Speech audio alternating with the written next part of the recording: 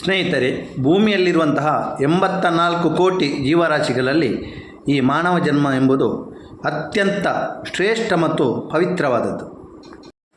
ನಾವು ಈ ಮಾನವ ಜನ್ಮವನ್ನು ಪಡೆಯಬೇಕಾದರೆ 7 ಜನ್ಮದ ಪುಣ್ಯದ ಫಲ ಬೇಕಂತ ಹಿರಿಯರು ಹೇಳಿಕೊಂಡು ಬಂದಿರುವ ಮಾತು. ಸೃಷ್ಟಿ ಭಗವಂತನದು. ಆದರೆ ಈ ಭೂಮಿಯಲ್ಲಿ ನಾವು ಜನ್ಮ ಪಡೆಯಬೇಕಾದರೆ ನಮ್ಮ ತಂದೆ ತಾಯಿ ನಮಗೆ ಕೊಟ್ಟಂತಹ ವರದಾನ ಅಂತ ಹೇಳ್ಬೋದು. ಒಂದು ತಾಯಿಯು ಒಂದು ಮಗುವನ್ನು 9 ತಿಂಗಳು ತನ್ನ ಗರ್ಭದಲ್ಲಿ ಹೊತ್ತು ಹೆತ್ತು ಸಲಹಿ ಒಂದು ಉತ್ತಮ ಮಾನವನನ್ನಾಗಿ ಮಾಡುತ್ತಾಳೆ. ಆದರೆ ಈ ಋಣವನ್ನು ನಾವು ತೀರಿಸುವುದಾದರೂ ಯಾವಾಗ? ತನ್ನ ಮಗು ಸಮಾಜದಲ್ಲಿ ಒಂದು ಉನ್ನತ ಮಟ್ಟದಲ್ಲಿರಬೇಕು, ಒಳ್ಳೆಯ ಮನುಷ್ಯನಾಗಿ ಬಾಳಬೇಕು, ಒಳ್ಳೆಯ ಸಂಸ್ಕಾರವಂತನಾಗಬೇಕೆಂದು ನಮ್ಮ ತಂದೆ ತಾಯಿಯು ಆಶಿಸುತ್ತಾರೆ. ಈ ತಂದೆ ತಾಯಿಯ ಋಣವನ್ನು ತೀರಿಸಲು ನಮಗೆ ಒಂದು ಸಮಯ ಅವಕಾಶವೆಂದಿರುತ್ತದೆ. ನಮ್ಮ ತಂದೆ ತಾಯಿಯ ಮುಪ್ಪಿನ ಸಮಯದಲ್ಲಿ ನಾವು ಅವರೊಟ್ಟಿಗೆ ಅವರಿಗೆ ಬೇಕಾದ ಹಾಗೆ ಅವರ ಬೇಕು ಬೇಡಗಳಿಗೆ ನಾವು ವರ್ತಿಸಬೇಕು.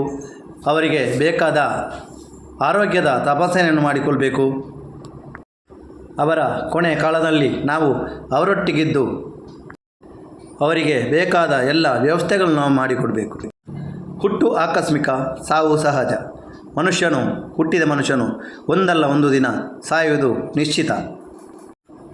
ನಮ್ಮ ತಂದೆ ತಾಯಿಯು ಸತ್ತ ಮೇಲೆ ಅವರಿಗೆ ಆಗುವಂತಹ ಕ್ರಮವತ್ತಾದ ವಿಧಿವಿಧಾನಗಳನ್ನು ನಾವು ಬಹಳ ಕಟ್ಟುನಿಟ್ಟಾಗಿ ಅನುಸರಿಸ್ತಾ ಬರಬೇಕು. ನಮ್ಮ ಕುಟುಂಬದ ಚಿಕ್ಕಪ್ಪನವರು ತೀರಿಕೊಂಡು ಇಂದಿಗೆ 11ನೇ ದಿನ. ಹಾಗೆ ತೀರಿಕೊಂಡ ಮೇಲೆ ಆ ದೇಹಶುದ್ಧಿಯ ದಿನ ತೀರಿಕೊಂಡ ವ್ಯಕ್ತಿಯ ಮಕ್ಕಳು ಯಾಕೆ ತನ್ನ ತಲೆಯನ್ನು ಕ್ಷೌರ ಮಾಡಿಕೊಳ್ಬೇಕು, ಬೋಳಿಸಿಕೊಳ್ಬೇಕು, ಅಥವಾ ಕುಟುಂಬಸ್ಥರು ತಮ್ಮ ಮೀಸೆಯನ್ನು ಯಾಕೆ ತೆಗೆಸಿಕೊಳ್ಬೇಕು ಎನ್ನುವುದು ಒಂದು ವಿಡಿಯೋವನ್ನು ನಿಮಗೆ ತೋರಿಸ್ತೇನೆ.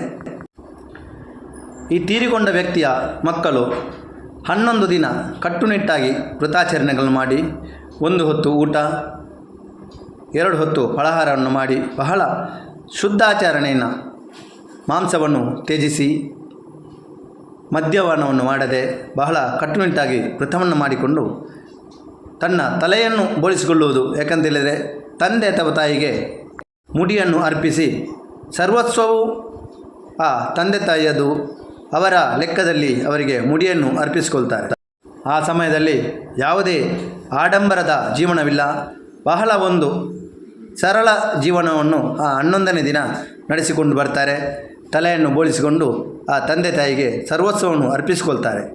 ಹಾಗೆ ಕುಟುಂಬಸ್ಥರು ಕೂಡ ತಮ್ಮ ತಮ್ಮ ಮೀಸೆಯನ್ನು ಬೋಳಿಸಿಕೊಂಡು ಆ ಮೃತಪಟ್ಟ ವ್ಯಕ್ತಿಗೆ ಒಂದು ಗೌರವ ಸಮರ್ಪಣೆಯನ್ನು ಮಾಡುತ್ತಾರೆ, ಶೋಕಾಚರಣೆಯನ್ನು ಮಾಡಿಕೊಳ್ತಾರೆ. ಈ ಉತ್ತರ ಕ್ರಿಯೆಯ ಕಾರ್ಯ ದಿನ ಕುಟುಂಬಸ್ಥರಲ್ಲದೆ ಅನೇಕ ಮನೆ ಮಂದಿ ಸೇರಿಕೊಳ್ತಾರೆ. ಈ ಮೀಸೆಯನ್ನು ಬೋಳಿಸಿಕೊಂಡಾಗ ಸೇರಿಕೊಂಡ ಮನೆ ಮಂದಿಗೆ ಆ ಕುಟುಂಬಸ್ಥರು ಯಾರೆಂದು ಕೂಡ ಗುರುತು ಹಿಡಿಯುವ ಸಂಕೇತವಾಗಿಯೂ ಕೂಡ ಈ ಮೀಸೆಯನ್ನು ಬೋಳಿಸಿಕೊಳ್ತಾರೆ. ಈ ದಿನ ಕುಟುಂಬಸ್ಥರು ಹೆಚ್ಚಿನವರು ಸಾಲಾಗಿ ನಿಂತು ತಮ್ಮ ತಮ್ಮ ಮೀಸೆಯನ್ನು ಬೋಳಿಸಿಕೊಂಡು ಆ ಮೃತಪಟ್ಟ ವ್ಯಕ್ತಿಗೆ ಗೌರವವನ್ನು ಸಮರ್ಪಣೆ ಮಾಡುತ್ತಾರೆ. ನಮ್ಮ ಜಾತಿ ಪದ್ಧತಿಯಲ್ಲಿ ಈ ಎಲ್ಲ ಕ್ರಮಗಳನ್ನು ಹಿಂದಿನಿಂದಲೂ ನಮ್ಮ ಹಿರಿಯರ ಕಾಲದಿಂದಲೂ ಮಾಡಿಕೊಂಡು ಬಂದಿರುತ್ತೇವೆ.